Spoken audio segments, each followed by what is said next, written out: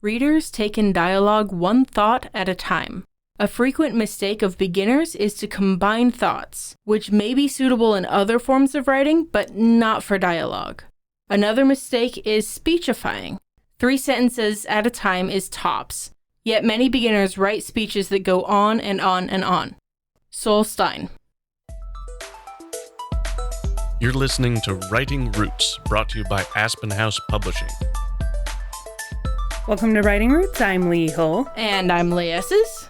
As we have said many times this month as we've been talking about info dumping, just because you put it in quotes doesn't mean you're avoiding the info dump. Dialogue can be an info dump that is just as annoying as personal narrative. At least as. Because we've experienced actual natural dialogue every day of our lives, it's very easy to spot bad dialogue, even for people who aren't trained to spot these things.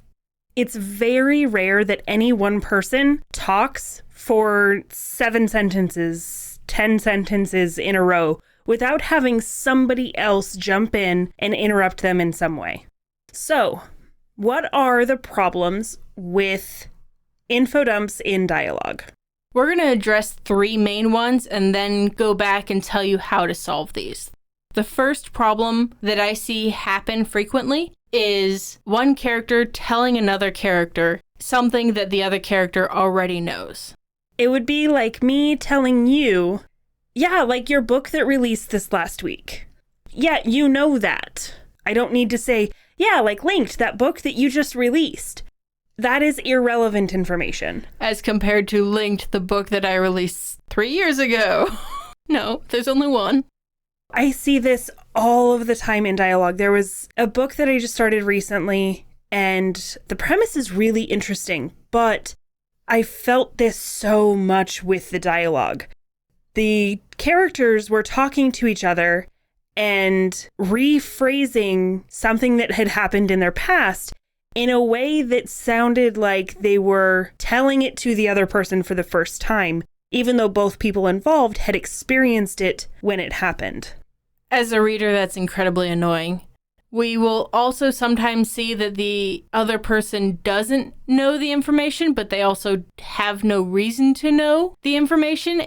It's incredibly unnatural dialogue. So this is another part of that first problem.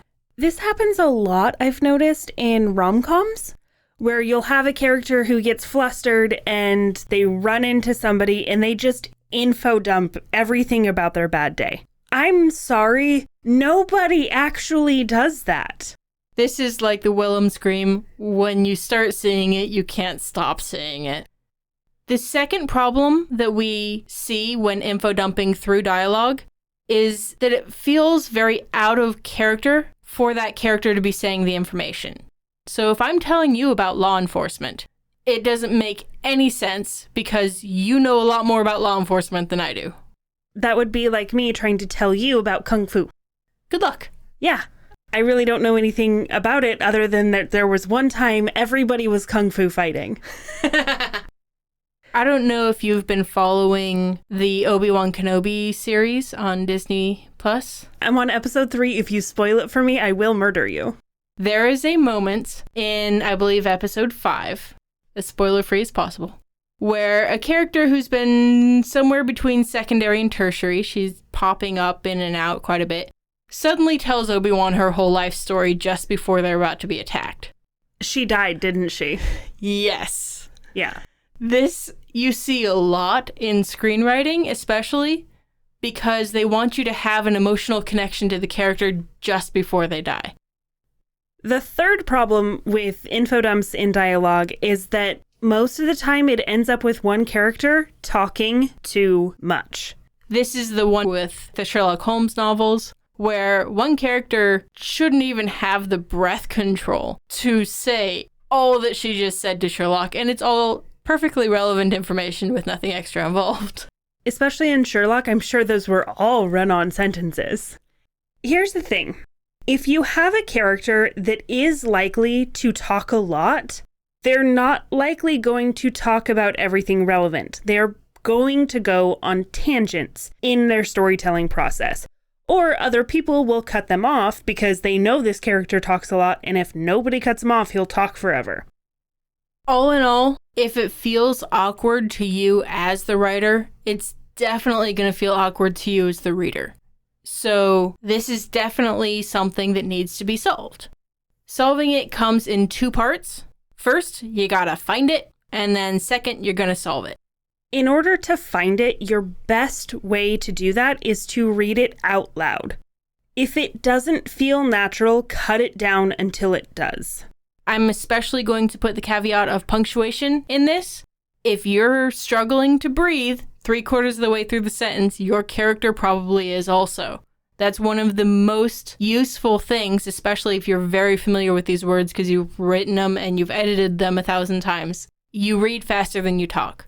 Make sure you're reading it out loud so you understand, if nothing else, your breath control. The next thing you can do to find it is by reading through and marking which parts you are wanting to skip and skim. This kind of comes with a cautionary tale because you do know your story a lot better than everybody else. You may be tempted to skim all of it. But is there any length of text, a chunky paragraph that you just glaze right over because it's exposition world building? If you do, take a closer look at it. What can be cut? Another way to find it is looking for information that either the other character knows or the audience knows. I'm going to, again, point out Downton Abbey for this one. They do a great job of not repeating information when gossip is flying. Because you see one character tap another one on the shoulder, I have to tell you something. Scene cut. And then we get to the most interesting version of that gossip that's flying. So if the audience already knows about it, cut it out. And the final way to find it is to look for words like was and I feel or felt. Those are red flag words that you're telling rather than showing, and are often red flag words for when you are doing exposition. Was is kind of okay as a character word choice there, but for the most part, it's one of those signs, especially in dialogue, that you're telling information that you don't need, or that information can be cleaned up and made more interesting. So now that you've found all the problems, it gets down to solving it. The very first way to solve it is that whatever information that you're trying to convey, if it's through dialogue, make sure that there's an opinion to it. There's some twist to it, so it's not just one person giving a history lesson. This does double damage of taking it out of the info dump dialogue section and making it character driven. Plus, the person that they're talking to will often have a slightly different or completely different opinion, and that can break up the wall of text that you're inclined to put in there because they want to argue with it. The next possible thing you can do is to make it a soapbox. We've talked in the past about if you do have to convey a lot of information, make sure you break it up and you have a foundation giving of information and then a detail later on.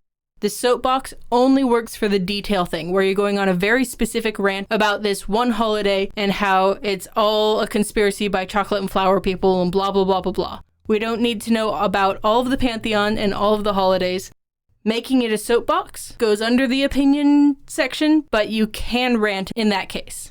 So it's like me. If somebody comes up to me and asks about gun use in movies or books, I'm just going to rant at them. I will take a very long time, get very specific, especially about the gun thing, because it is a magazine, not a clip, unless you're talking about very specific kinds of guns.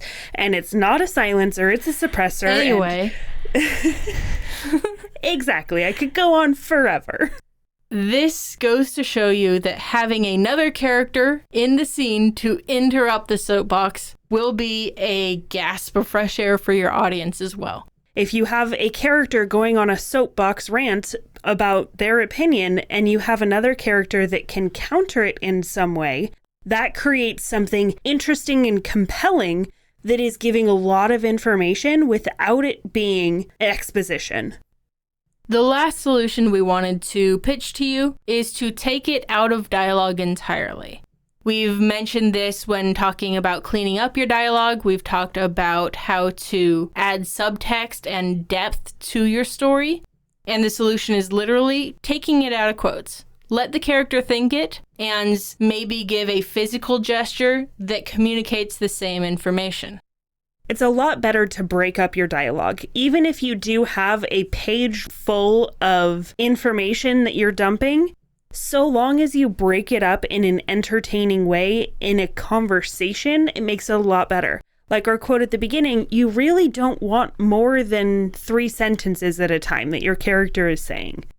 This also gives you, the storyteller, a great opportunity to lie and communicate the information.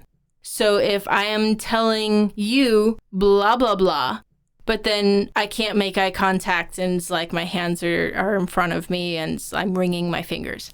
We know whatever the information that I'm conveying to you is a lie. You can deepen the characters and deepen your reader's connections with the characters with a lie in your info dump. That lie is communicated through subtext, through the physical gestures, not just, by the way, I'm lying to you. Dialogue is very nuanced if you do it right. It is a great opportunity for you to explain the world, especially if you have like a Greek chorus character or those debate conversations. It gives you a really good chance to show the reader what's happening in your world.